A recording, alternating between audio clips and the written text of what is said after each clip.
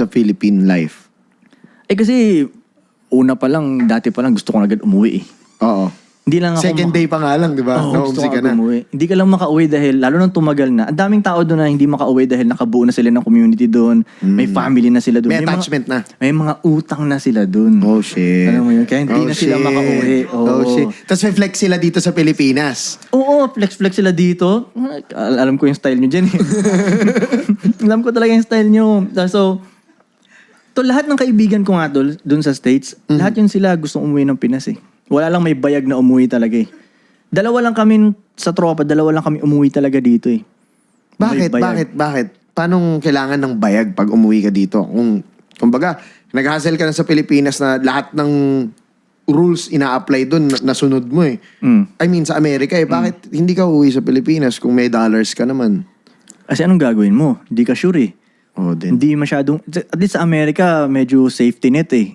May makakuha kang trabaho kahit anong mangyari, di ba? May insurance, no? Oo, may mga ganun-ganun. Lahat, oo. Oo, dito sa Pinas, mas hindi sure eh. Parang baliw. Kumbaga, para sa kanila, ba't ka uwi ng Pinas? Lahat nga gustong mag-Amerika. Oh, din. Ba't ka uwi ng Pinas, di ba? Mhm. Kaso hindi ko talaga makita yung pera sa Amerika eh. Para sa akin alam ko may pera doon, pero sa akin hindi ko makita. Sa Pinas ko siya nakikita. Parang inisip ko, mas pwede ako mandaya sa Pinas Doon ako magme-make money. Pero teka lang, ano yung mga ginawa mo naman na parang syempre work, iba-ibang work. May business side ka ba na nagawa doon o work lang lahat sa Drugs, yung una kong business doon. Oh.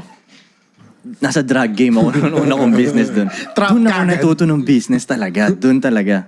Hindi ko siya pinagmamalaki to. Okay. Hindi ko rin siya sinasabing gawin ng iba. Huwag nila lang gawin yun. Nalagay lang ako sa, hindi ko ginawa yun para maging cool. Nalagay lang ako sa corner nun dati. Kasi naalala ko, wala na talagang choice eh. Nag-away kami ni nanay, pinaalis niya na ako sa bahay.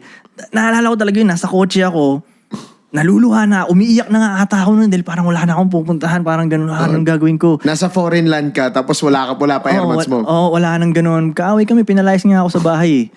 Tapos nakita ako ng tropa ko, tapos sabi niya, anong problema? Ganyan, sabi ko, pinalayas ako, wala na akong pera, wala akong pupuntahan, ganyan.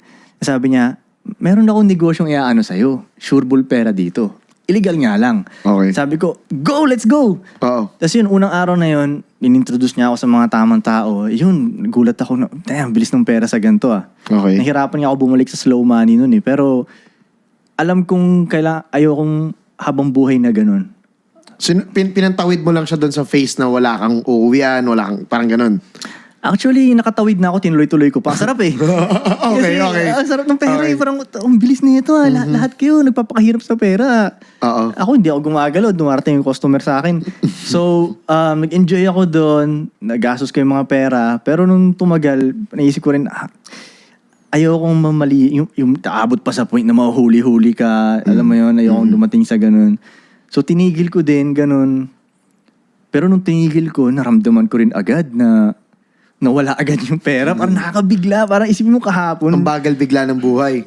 Talaga, sobrang ba. Tapos hindi na ako ganun ka-special. Kasi dati, pag ikaw yung may hawak ng ganun, pag pumunta ka sa mga party, may upuan ka talaga, bigyan ka nila ng drinks, lahat, sip-sip sa'yo, ganun. Kasi ikaw yung... Oo, ako yung ganun eh. Pero nung yung hindi na ako yun, yung tumatanggi ka na nung wala ka na. wala akong maupuan. May beer pa kayo? Wala nang beer eh. What? Ganun. So, yeah, dun, may mga ganun ako. Tapos, may iba-ibang diskarte din ako doon. Parang may nakilala ako ng mga magagaling talaga magnakaw sa mga department store, yung mga ganun na expert talaga sila. Yun ang trabaho nila.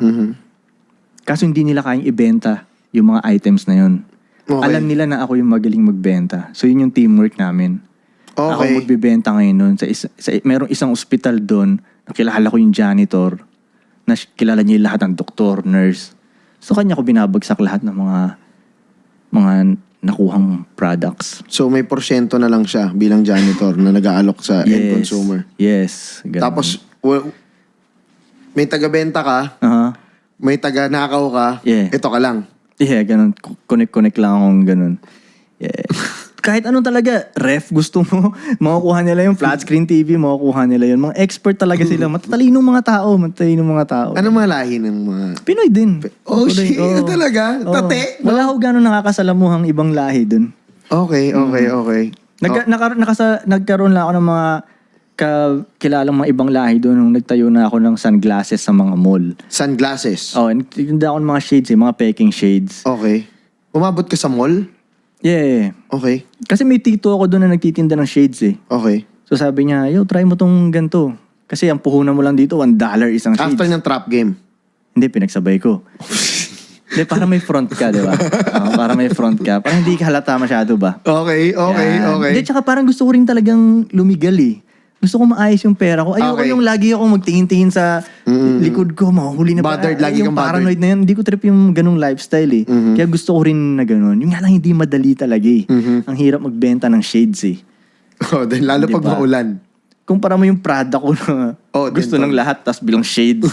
Di ba? Parang ganun.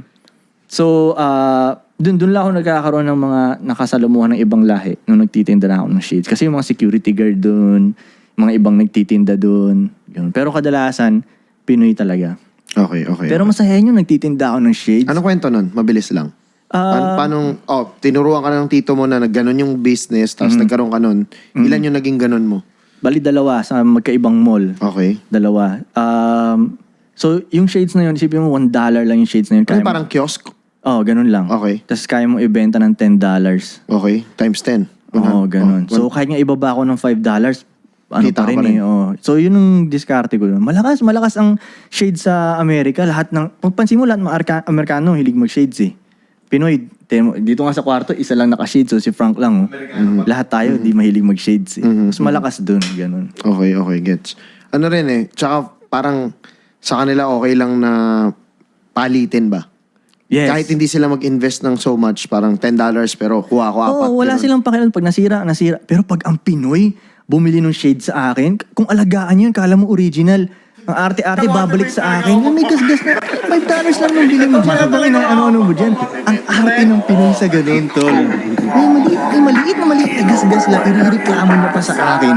Pero pag mga Amerikano, wala lang sa kanila yun. May tip ka pa, no? Oo, yung Pinoy, arte-arte. Dahil sinasabi. Kumbaga, sabihin pa nila. Sabi ni ito lang pinakamahirap baka yung naman, music video na nagawa. Peke ito. Kaya nga, peke nga yan. $5 na yan. Ano ba yung na-expect mo, no? Oo, yun expect mo, di ba? Kaya, pag pag Pinoy yung mga customer, ayoko talaga sa totoo lang eh. Mahal ko yung mga kahapwa ko. Oo. Pero pag may Pinoy na dumarating, nagpapanggap ako hindi Pinoy eh. Ano yung mga ano mo? Paano mo, halimbawa may Pinoy na pupunta sa kiosk mo, ikaw yung bantay ng business mo, di ba? Paano mo papamukha sa kanya na hindi ka Pinoy kung mag-i-inquire siya? How Yun much na is nga this? Kaya nga alam ko na kasi ang sunod nun eh, manghingi siya ng discount. Pag nalaman niyang Pinoy ako, di ba? Okay. So magpapanggap akong ibang lahi ako, ganun. Okay. So magsasabi ako ng kung ano mang lahi ko, ganyan. Hindi ako Pinoy. Kahit mag-Tagalog siya, hindi mo papatulan. Hindi, ganun. no, manghingi siyang discount eh. Nakakainis talaga eh, sa totoo lang eh. Hindi nakakatuwa. Galing ka